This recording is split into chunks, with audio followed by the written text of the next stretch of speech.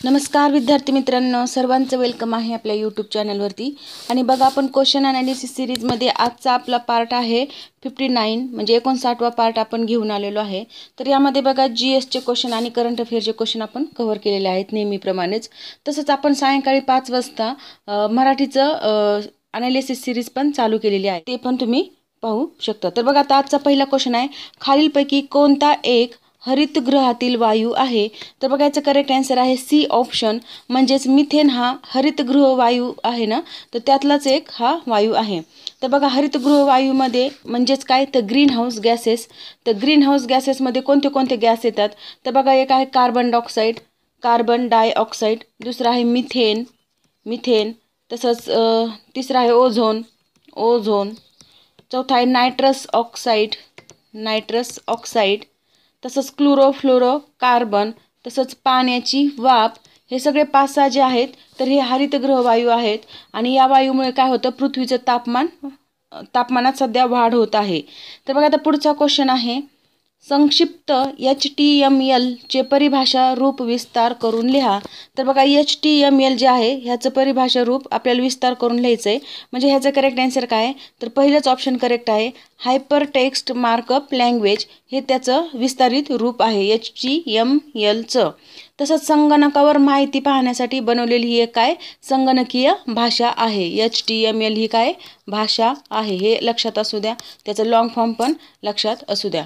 पुढचा क्वेश्चन पाहूया आता, 1 मेगाबाईट म्हणजे डॅश डॅश। तर 1 मेगाबाईट म्हणजेच MB म्हणजेच काय असतं, मेगाबाईट असतं। तर 1 मेगाबाईट म्हणजे किती? तर त्याचं करेक्ट आन्सर आहे 1024 किलो बाईट, म्हणजेच 1 MB किंवा 1 मेगाबाईट, हे लक्षात घ्या। तसंच 1 मेगाबाईट 1024 किलो बाईट झालं। तसंच 1 KB म्हणजे काय, 1 KB म्हणजे 1 किलो बाईट, ह्याचंच किती होतं, तर 1024 बाईट असतं। तसंच 1 GB म्हणजेच गिगाबाईट बरोबर किती असतं, तर 1024 MB म्हणजेच मेगाबाईट एवढं असतं।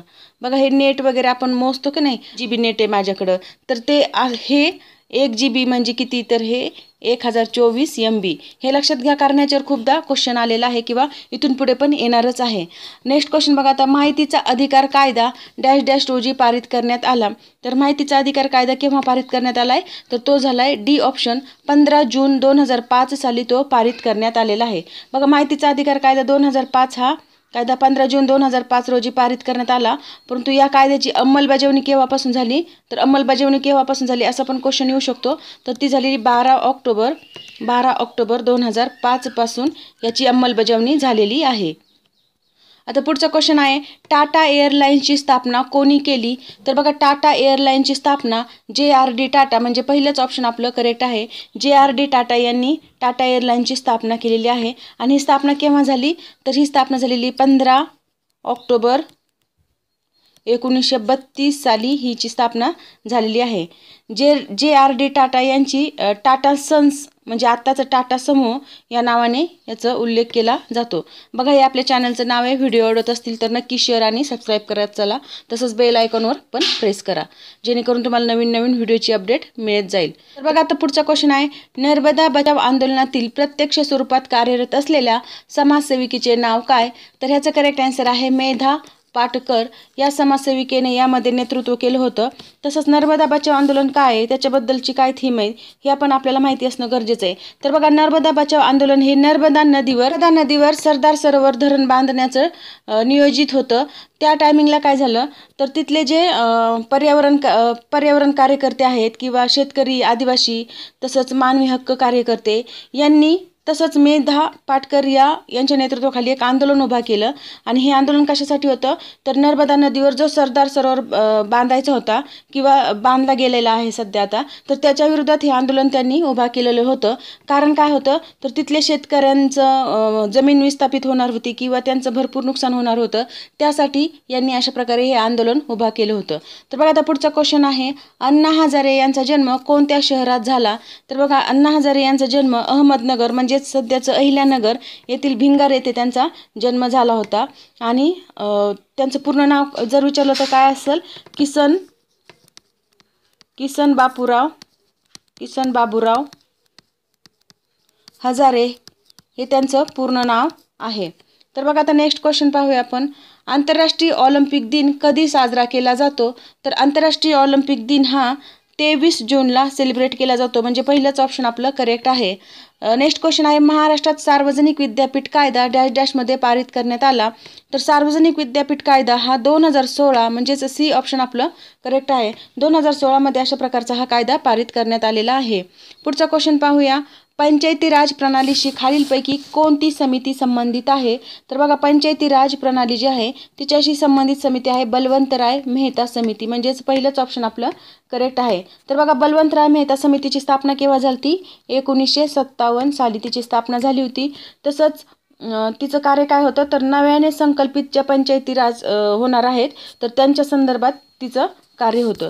तसंच रामानुजन समिती जी आहे तर या समितीने कालबाह्य कायदे टाळण्यासाठी म्हणजे जे कालबाह्य झालेले कायदे आहेत तर ते टाळण्यासाठी या समिती स्थापन केली होती. तसंच अजय शंकर समिती जी आहे तर ही समितीचं कार्य काय होतं? तर रेल्वेच्या पब्लिक आणि प्रायव्हेट पार्टनरशिपचे पुनरावलोकन करण्यासाठी ही समिती स्थापन केली होती. तसंच प्राध्यापक NR माधव मेनन हे पॅनल जे आहे तर ह्याचं ही कशासाठी होता? तर हा राष्ट्रीय फौजदारी न्याय धोरणाची मसुदा तयार करण्यासाठी हा पॅनल उभा केलेला होता. तर बघा आता पुढचा क्वेश्चन आहे. पंचायत राज व्यवस्थेचा अवलंब करणारे प्रथम राज्य कोणते होते? तर पंचायती राजचा अवलंब करणारे प्रथम राज्य होतं राजस्थान. तर बघा राजस्थान राज्यामध्ये 2 ऑक्टोबर 1959 रोजी नागौर जिल्हा म्हणजे राजस्थानमधला जिल्हा कोणता होता? नागौर जिल्ह्यात पंचायती राज लागू केलं होतं. जे की पहिलं नागौर जिल्ह्यात म्हणजे हे पहिलं आहे जिथे पंचायती राज व्यवस्था चालू केली होती. आणि त्या पाठोपाठच दुसरं राज्याचा जर विचार केला तर राजस्थान नंतर दुसरं राज्य आहे आंध्र प्रदेश. तिथे देखील कधी 1959लाच पंचायती राज स्थापन केली होती. तसंच जर आपला महाराष्ट्राचा विचार केला तर महाराष्ट्र कितवं राज्य आहे? तर महाराष्ट्र हे 9वे राज्य आहे. 9वे हे आकडा लक्षात असू द्या. महाराष्ट्र हे 9वे राज्य आहे जिथे पंचायती राज व्यवस्था स्थापन करण्यात आली होती. तर बघा आता पुढचा क्वेश्चन आहे. खालीलपैकी कोणती अक्षय ऊर्जा नाही? तर अक्षय ऊर्जा नाही ह्याचं करेक्ट आन्सर आहे ऑप्शन सी अणुऊर्जा ही अक्षय ऊर्जा नाही. तर अणुऊर्जा ही काय मग? तर अक्षय ऊर्जा म्हणजे काय? तर अक्षय ऊर्जा यालाच नूतनीकरणक्षम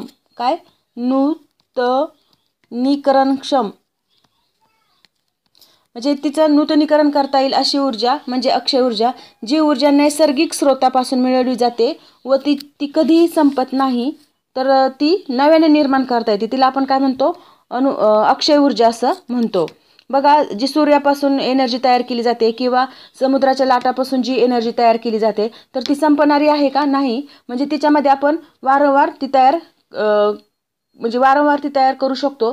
परंतु जी खनिज तेल आहेत किंवा कोळशापासून जी ऊर्जा निर्माण केली जाते तर कोळसा हा खनिज असल्यामुळे तो कधी ना कधी संपणार आहे. परंतु जे नवीन स्रोतांपासून ऊर्जा तयार केली जाते तर ती कधी न संपणारी आहे. तर बघा आता पुढचा क्वेश्चन आहे. कावीळ झाल्यावर कोणत्या अवयवावर परिणाम होतो? तर त्याचा करेक्ट आन्सर आहे पहिलाच ऑप्शन यकृतावर परिणाम होतो. जे आपला अवयव आहे यकृत त्यावर कावीळ झाल्यावर परिणाम होत असतो. तर बघा कावीळ हा विषाणूमुळे होणारा आजार आहे. तसंच काहींच्या बाबतीत हा यकृत जे आहे आपल्या बॉडीतलं यकृतावर जर काही दुष्परिणाम झाले असेल तर तेव्हा पण हा रोग होऊ शकतो. यालाच काय म्हणतात? हिपॅटायटिस असं देखील म्हणतात. हिपॅटायटिस A, हिपॅटायटिस B असे त्याचे वेगवेगळे प्रकार आहेत. म्हणजे पांढरा काविळी, पिवळा काविळी आणि हे त्याचे प्रकार आहेत. तर बघा आता पुढचा क्वेश्चन आहे. फॉस्फरस असलेले खनिज हे डॅश डॅश आहे. तर फॉस्फरस असलेले खनिज हे अपाटाईट आहे. म्हणजेच D ऑप्शन आपलं करेक्ट आहे. नेक्स्ट क्वेश्चन पाहूया. डॅश डॅश क्षेत्र महाराष्ट्र राज्याच्या GDP मध्ये सर्वाधिक टक्केवारीला जबाबदार आहे. तर बघा असं कोणतं क्षेत्र आहे जे की आपल्या GDP वाढीमध्ये सर्वाधिक फायदेशीर आहे? तर ते आहे सर्व्हिस सेक्टर म्हणजेच सी ऑप्शन आपलं सेवा क्षेत्र. तर बघा पुढचा क्वेश्चन आहे. भारतीय नियोजन आयोगाची जागा आता डॅश डॅश यांनी घेतलेली आहे. तर भारतीय नियोजन आयोगाची जागा आता कोणी घेतली? तर त्यांनी घेतली नीती आयोग. म्हणजेच पहिलं ऑप्शन आपलं करेक्ट आहे नीती आयोग. तर बघा, पंचवार्षिक योजनेच्या ऐवजी आपण आता नीती आयोग स्थापन केलेला आहे. ह्याचा लॉंग फॉर्म काय होतो नीती आयोगाचा? तर नीती आयोग म्हणजे national institution for transforming India, आणि ह्याची स्थापना केव्हा झाली? तर 1 जानेवारी 2015 साली याची स्थापना झाली. आणि अध्यक्ष कोण आहे? तर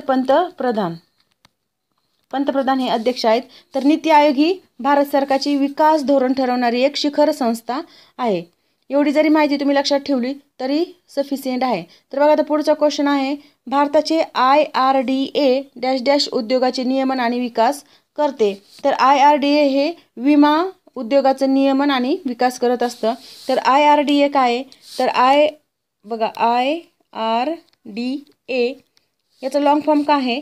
तर insurance regulatory and development authority हा त्याचा लॉंग फॉर्म आहे. तुम्ही लिहून घेऊ शकता किंवा तुमच्या लक्षात ठेवू शकता. Insurance regulatory and development authority. तर बघा, विमा नियामक आणि विकास प्राधिकरण असं त्याचं नाव आहे. तसंच याची स्थापना केव्हा झाली? तर IRDAची स्थापना झालेली 2000 साली. आणि मुख्यालय कुठे आहे? तर ते आहे नवी दिल्ली येथे, नवी दिल्ली. नेक्स्ट क्वेश्चन पाहता, देशातील पहिल्या राष्ट्रीय डॉल्फिन अनुसंधान केंद्राचे उद्घाटन कोठे झाले आहे? तर अशा प्रकारचं उद्घाटन पटना येथे झालेलं आहे, म्हणजेच बी ऑप्शन आपलं करेक्ट आहे. नेक्स्ट क्वेश्चन पहा, डॅश डॅश यांना हरित क्रांतीचे भारतीय जनक म्हणून ओळखले जाते. तर हरित क्रांतीचे भारतीय जनक म्हणून MS स्वामीनाथन यांना ओळखलं जातं. इथे यस आहे, एम नाही. तर MS स्वामीनाथन हे हरित क्रांतीचे जनक आहेत. तसंच हरित क्रांतीला सुरुवात केव्हा झाली होती? तर हरित क्रांतीला भारतात 1965 ते 1968 मध्ये हरित क्रांती घडून आली होती. म्हणजे जर डायरेक्टली डेट विचारली तर 1966 ही डेट लक्षात असू द्या. तसंच हा पूर्ण कालावधी तिचा आहे. आणि हरित क्रांतीमुळे काय झालं होतं? तर भारतामध्ये अन्नधान्य उत्पादन वाढ करण्यासाठी ही क्रांती घडून आणली होती. तर पुढचा क्वेश्चन पाहता, खालील नागरी पुरस्कार त्यांच्या श्रेणीनुसार चढत्या क्रमाने लावा. तर बघा, इथे नागरी पुरस्कार दिलेले आहेत आणि ते आपल्याला चढत्या श्रेणीने लावायचे आहेत.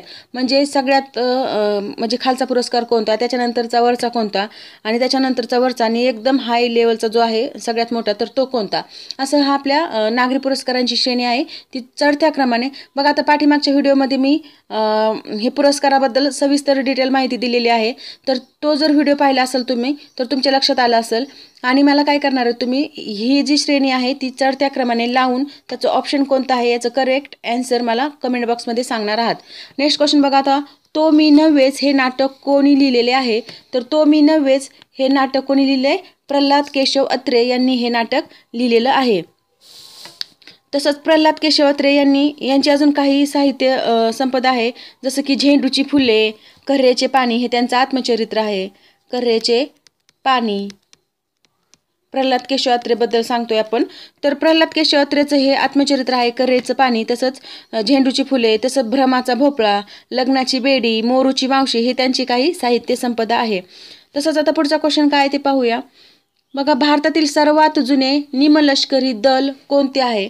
तर बघा, भारतातलं सर्वात जुनं निमलष्करी दल आहे बी ऑप्शन आसाम रायफल्स हे निमलष्करी दल आहे आणि ते सर्वात जुनं आहे, ज्याची मूळतः 1835 मध्ये कचार लेवी म्हणून स्थापना झाली होती. 1835 मध्ये कचार लेवी हे पण नाव लक्षात असू द्या. कचार लेवी म्हणून याची स्थापना झाली होती 1835 मध्ये. तसंच आसाम रायफल्सला ईशान्येचे सेंटिनेल्स म्हणून देखील ओळखलं जातं. नेक्स्ट क्वेश्चन पहा, पॅरिस ऑलिम्पिक ज्युरीमध्ये समावेश होणारी पहिली भारतीय महिला कोण ठरली आहे? तर पॅरिस ऑलिम्पिक ज्युरीमध्ये बिल्किस मीर ही पहिली महिला ठरलेली आहे, म्हणजे सी ऑप्शन आपलं करेक्ट आहे. नेक्स्ट क्वेश्चन आहे, भारत सरकारने प्रधानमंत्री मुद्रा योजना कधी सुरू केली होती? तर भारत सरकारने प्रधानमंत्री मुद्रा योजना ही 8 एप्रिल 2015 साली सुरू केलेली आहे. नेक्स्ट आहे, आता बघा हे करंटचे क्वेश्चन आहेत. तर महाराष्ट्र सरकारने शेतकऱ्यांना किती रुपयात पीक विमा देण्याचा निर्णय घेतला आहे? तर बघा, महाराष्ट्र गव्हर्नमेंटने शेतकऱ्यांना पीक विमा द्यायचा आहे, परंतु तो किती रुपयात? तर ओन्ली 1 रुपयात हा पीक विमा द्यायचा निर्धार केलेला आहे. पुढचा क्वेश्चन पहा, महाराष्ट्र राज्यात कोठे जैवविविधता केंद्र स्थापन करण्यात येणार आहे? तर महाराष्ट्र राज्यात जैवविविधता केंद्र हे चंद्रपूरला स्थापन करण्यात येणार आहे, म्हणजेच सी ऑप्शन आपलं करेक्ट आहे. नेक्स्ट क्वेश्चन आहे, महाराष्ट्र राज्यातील कोणत्या जिल्ह्यातील खाडी फ्लेमिंगो अभयारण्य रामसर क्षेत्र म्हणून घोषित केले आहे. तर अशा प्रकारे रामसर क्षेत्र म्हणून घोषित करण्यात येणारी फ्लेमिंगोची खाडी कोणती, तर ती आहे ठाणे जिल्ह्यातली खाडी. पुढचा क्वेश्चन पाहूया आता. महाराष्ट्र राज्यात कोठे बाळासाहेब ठाकरे हळद संशोधन केंद्र स्थापन करण्यात आले आहे. तर बघा अशा प्रकारे बाळासाहेब ठाकरे हळद संशोधन केंद्र जे आहे ते हिंगोलीला स्थापन करण्यात आलेलं आहे. म्हणजेच डी ऑप्शन आपलं करेक्ट आहे. पुढचा क्वेश्चन पहा. महाराष्ट्र शक्तिपीठ महामार्ग हा कोठून कुठपर्यंत आहे. बघा सगळे आपले करंटचे क्वेश्चन आहेत. शक्तिपीठ महामार्ग जो आहे तर हा नागपूर ते गोवा म्हणजेच डी ऑप्शन करेक्ट आहे. हे करंटचे क्वेश्चन असल्यामुळे इथे जास्त काही एक्सप्लेनेशन करायची गरज नाही, कारण अगदी फॅक्च्युअल क्वेश्चन आपण करंटचे इथे घेतलेले आहेत, जे की वन लाईनर क्वेश्चन तुम्हाला तुमच्या एक्झाममध्ये असणार आहेत आणि अशाच प्रकारचे किंवा यातलेच काही क्वेश्चन तुमच्या एक्झाममध्ये असणार आहेत. तर बघा शक्तिपीठ महामार्ग हा नागपूर ते गोवा अशा प्रकारे आहे. पुढचा क्वेश्चन आणि लास्ट क्वेश्चन आहे आपला. संयुक्त राष्ट्रसंघाने कोणते वर्ष आंतरराष्ट्रीय तृणधान्य वर्ष म्हणून जाहीर केलेले आहे. तर बघा संयुक्त राष्ट्राने 2023 हे जे वर्ष आहे ते आंतरराष्ट्रीय तृणधान्य वर्ष म्हणून जाहीर केलेलं आहे. तसंच ही टेलिग्रामची लिंक आपली इथे दिलेली आहे, जी की ज्यावर आपले डेलीचं अपडेट्स आणि याच्या PDF पण तुम्हाला भेटणार आहेत, ते तुम्ही जॉईन करू शकता. तसंच प्रकारे मुलांनो फॉर्म भरायला डेट एक्सटेंड केली म्हणून तुम्ही अभ्यास थांबवू नका. तुम्ही तुमचा अभ्यास कंटिन्यू करा आणि जो मुलगा किंवा जी मुलगी कंटिन्यू स्टडी करते तिला सक्सेस भेटतं. असं विचार करू नका की डेट आल्यानंतर मी तयारी करेन किंवा डेट आल्यानंतर मी प्रिपरेशन करेन आणि नंतर पोस्ट काढन. तर हे फार कठीण आहे, कारण सध्याचे स्पर्धेचं जर वातावरण पाहायला गेलं तर कॉम्पिटिशन खूप जास्त भयानक आहे. जर बघा आता इथून मागे तलाठीची जर जागा निघल्या तर 2.5, 3, 4 लाखापर्यंत फॉर्म यायचे. परंतु तुम्ही याचा एक्सपिरियन्स घेतला असेल की आत्ताची जी तलाठीची भरती झालेली आहे त्याच्यामध्ये 13 लाख फॉर्म आले होते. त्यातले कन्फर्म 10 लाख समथिंग वरती हजार एवढे जणांनी एक्झाम दिलेली आहे. म्हणजे हे कॉम्पिटिशन तुम्ही लक्षात घ्या. मी तुम्हाला घाबरवत नाही आहे किंवा तुम्हाला कॉन्फिडन्स कमी करत नाही आहे. फक्त याच्यामध्ये कोण टिकतो की जो रेग्युलर स्टडी करतो किंवा जे तेवढ्या डेडिकेशननी स्टडी करतो, स्वतःला तेवढं स्ट्रॉंग बनवतो, तोच या स्पर्धेत टिकणार आहे. जुनी स्पर्धा आणि आत्ताची स्पर्धेमध्ये खूप डिफरन्स आहे, हे समजून घ्या आणि डेलीचा स्टडी करा. म्हणजे असं काही समजू नका की मी म्हणजे डेट डिक्लेअर झाल्यानंतरच आता स्टडी करेन, डेट डिक्लेअर झाल्यानंतरच ग्राउंड करेन आणि मी आरामशीर वर्दी मिळवेल, असं विचार करू नका मित्रांनो. रोजच्या रोज कमीत कमी व्हिडिओ तरी पाहत चला आणि अभ्यास करा. तर हा व्हिडिओ कसा वाटला ते नक्की कमेंट्स बॉक्समध्ये सांगा आणि अशाच प्रकारचे व्हिडिओ पाहण्यासाठी आपल्या चॅनलला लाईक, शेअर आणि सबस्क्राईब करा. तसंच बेल आयकॉनवर प्रेस करा, जेणेकरून तुम्हाला नवीन व्हिडिओची अपडेट तुमच्यापर्यंत मिळेल. आणि व्हिडिओ आवडत असतील तर एक लाईक देत चला. Thank you very much.